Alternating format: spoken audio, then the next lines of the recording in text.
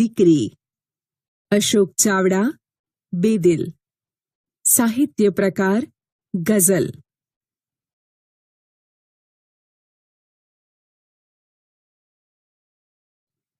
ઉપનિષદમાં કહેવાયું છે, યત્ર નાર્યસ્તુ પૂજ્યન્તે રમન્તે તત્ર દેવતાઃ, યત્રેતાસ્તુ ન પૂજ્યન્તે સર્વાસ્ત્રાફલાઃ ક્રિયાઃ. એટલે કે જ્યાં નારીની પૂજા થાય છે ત્યાં દેવતાઓનો વાસ હોય છે. જ્યાં નારીની પૂજા નથી થતી ત્યાં સઘળી ક્રિયાઓ નિષ્ફળ જાય છે. માં, બહેન, પત્ની, દીકરી વગેરે નારીના રૂપ છે. દરેક રૂપે નારી પુરુષ પ્રત્યે લાગણીશીલ રહી છે, પણ એક રૂપ એવું છે જેમાં તે પોતાનું અખૂટ વહાલ વરસાવે છે, એટલી જ તેને વહાલનો દરિયો કહેવાય છે. જેમ એક માતા પોતાના દરેક સંતાન પ્રત્યે સમાન પ્રેમ વહાવે છે, તેમ દીકરી ઘરના તમામ સભ્યો તરફ સમાન પ્રેમ વહાવે છે. ચાલો મિત્રો, દીકરીના ગૌરવભર્યા સ્થાન અને માનની સંવેદનાનું આલેખન કરતી એક કવિતા જોઈએ. કવિતાના કવિ અશોક ચાવડા છે. તેમનું તખલ્લુસ એટલે કે ઉપનામ બેદિલ છે. તેમનો જન્મ 23/8/1978 રોજ થયો હતો. હાલ તેઓ ગુજરાત આયુર્વેદિક યુનિવર્સિટીમાં મદદનીશ રજિસ્ટ્રાર તરીકે પોતાની સેવા આપી રહ્યા છે.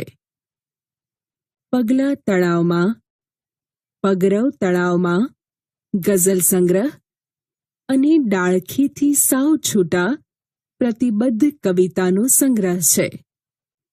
પ્રસ્તુત કવિતાનો સાહિત્ય પ્રકાર ગઝલ છે.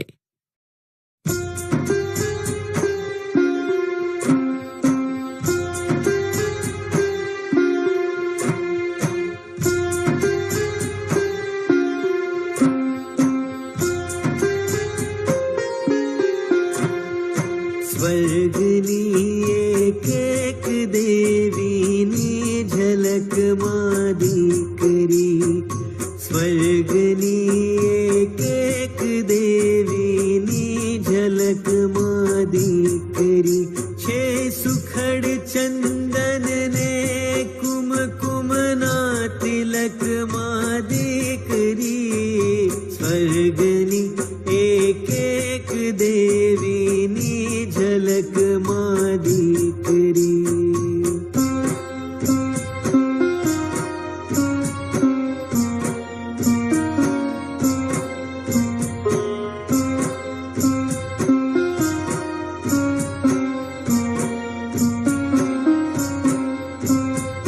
સ્નેહનું ઝરણું ફૂટે એનું જ આ પરિણામ છે. સ્નેહનું ઝરણું ફૂટે એનું જ આ પરિણામ છે. કોતરે છે કોઈ વર્ષોથી ખડકમાં દીકરી, સ્વર્ગની એક એક દેવીની ઝલકમાં દીકરી.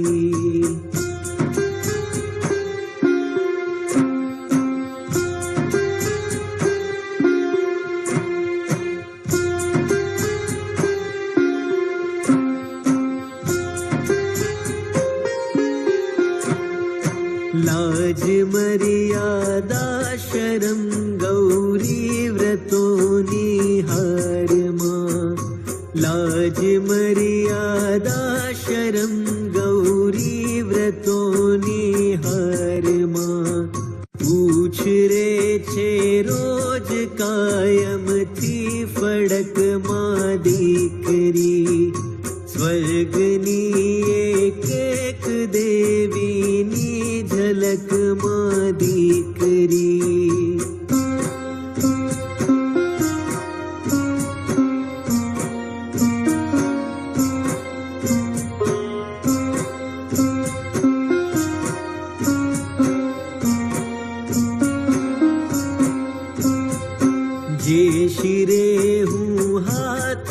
ફેરવતો હવે એ હાથ દે, જે શિરે હું હાથ ફેરવતો હવે એ હાથ દે. વિસ્તરે છે એમ સમજણના ફલકમાં દીકરી, સ્વર્ગની એક એક દેવીની ઝલકમાં દીકરી.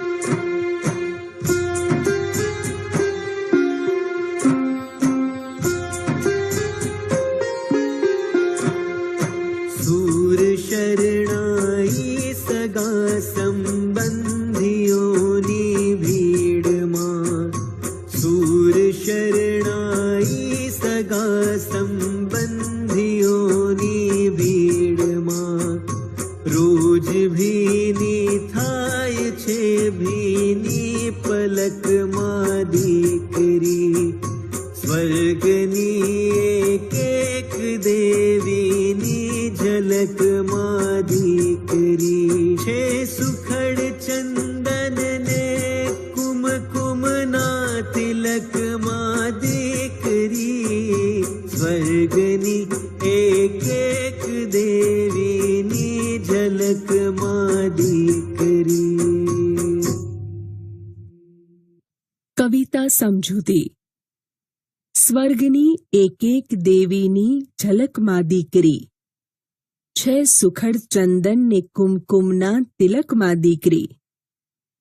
સ્વર્ગમાં રહેલી તમામ દેવીઓની ઝલક, તેજસ્વિતા, પ્રકાશ કવિની દીકરીમાં દેખાય છે. આમ કવિ દીકરીને ગૌરવભર્યું સ્થાન અને માન આપે છે.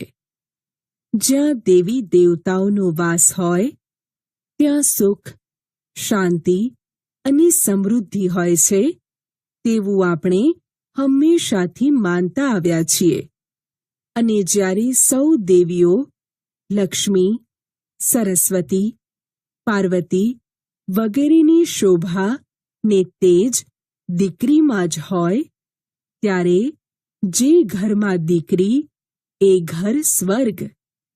જેમ સુખડ ચંદન અને કુમકુમનું તિલક કરવાથી સુગંધ અને શીતળતા બંને અનુભવાય છે, એમ દીકરીની હાજરી પરિવારની મીઠી સુગંધ અને શીતળતા બંને આપે છે. ઝલક એટલે તેજનું પ્રતિબિંબ. સુખડ ચંદન એટલે ચંદનના ઝાડનું સુગંધી લાકડું અને કુમકુમ એટલે કંકુ. સ્નેહનું ઝરણું ફૂટે એનું જ આ પરિણામ છે. કોતરે છે કોઈ વર્ષોથી ખડકમાં દીકરી.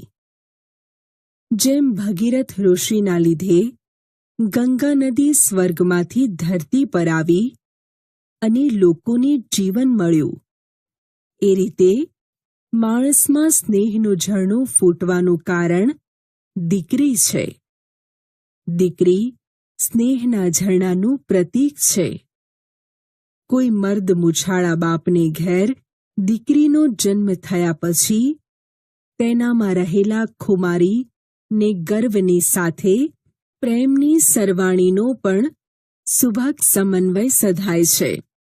એક ખડક જેવી છાતીમાંથી સ્નેહના ઝરણાનો માર્ગ કોતરવાનું કાર્ય દીકરી કરે છે. આમ વ્યક્તિના જીવનમાં આમૂલ પરિવર્તન લાવનાર દીકરીમાં કોઈ દેવીની ઝલક અનુભવાતી નથી, પણ સાક્ષાત દેવીઓના દર્શન થાય છે. લાજ મર્યાદા શરમ ગૌરી વ્રતોની હારમાં, ઉછરે છે રોજ કાયમથી ફડકમાં દીકરી. દીકરી વહાલનો દરિયો એવી પંક્તિ જે સમાજમાં હાલ પ્રચલિત છે, એ જ સમાજે માત્ર દીકરી માટે જ મર્યાદામાં રહેવું. તારે આમ કરવું, આમ ન કરવું, આમ કરવાથી આમ થાય, તેમ થાય ને નાનપણથી સારા ઘર અને વરની પ્રાપ્તિ માટે ઉપવાસ કરવા, વ્રત કરવા વગેરે સૂચનાઓ આપી કાયમથી એને બીકમાં રાખી છે.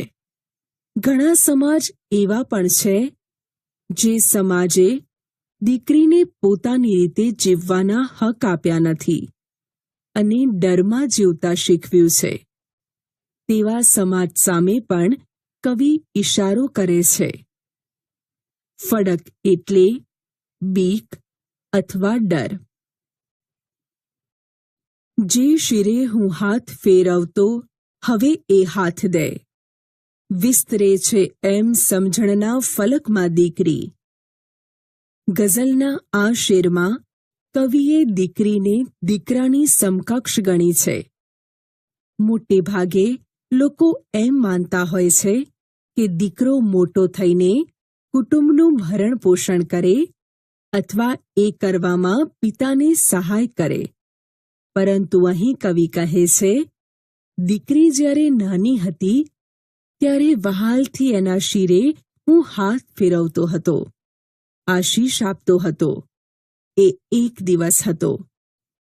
અત્યારે સમય બદલાઈ ગયો છે અને એ દીકરી અત્યારે મને સાથ સહકાર આપી રહી છે, મને સહારો આપી રહી છે. આમ દીકરીની સમજણ આકાશ સુધી વિસ્તાર પામી રહી છે. શિર એટલે મસ્તક. માથે હાથ ફેરવવો એટલે આશીર્વાદ આપવા. જ્યારે હાથ દેવો રૂઢિપ્રયોગનો અર્થ સહારો આપવો અથવા હૂંફ આપવી થાય અને ફલક શબ્દનો અર્થ આકાશ થાય. સૂર શરણાઈ સગા સંબંધીઓની ભીડમાં રોજ ભીની થાય છે ભીની પલકમાં દીકરી. કોઈ લગ્ન પ્રસંગમાં કવિ જ્યારે શરણાઈના સૂર સાંભળે છે ત્યારે અથવા સગા સંબંધીઓ મળે છે ત્યારે એમની દીકરી યાદ આવી જાય છે. સહારો અને હૂંફ આપતી દીકરી યાદ આવતા કવિની આંખો ભીની થાય છે અને એ ભીની પલકમાં દીકરી જ પ્રત્યક્ષ દેખાય છે.